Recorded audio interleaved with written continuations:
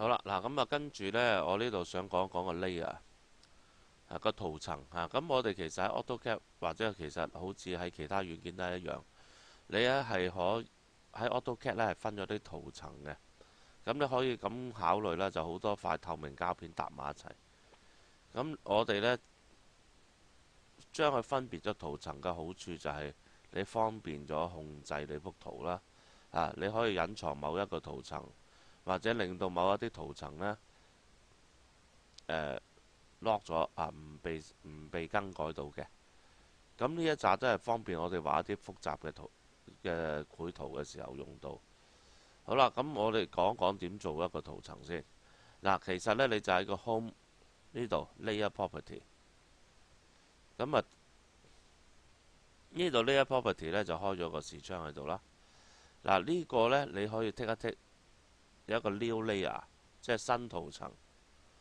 咁新圖層呢，你俾個名佢啦。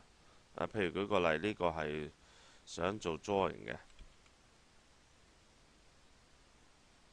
好啦，咁呢，我哋喺呢一度呢，係你會見到個 drawing 啦。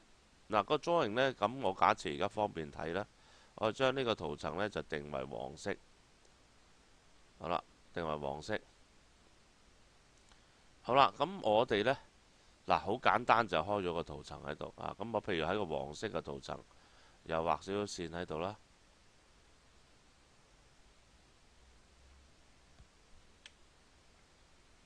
好啦，咁我揀咗黃色咁你係可以將呢個圖層呢關上，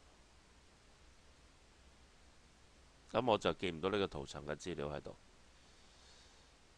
好啦，開翻。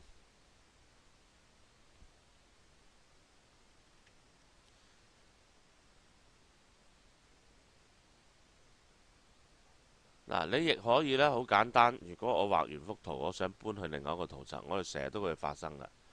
咁你可以呢，就揀住你想要轉圖層嘅，而家係零呢度啦，你揀住兩個。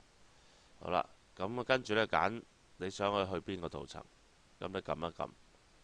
而家我哋想去 drawing，咁佢就將佢搬咗去 drawing 個圖層啦。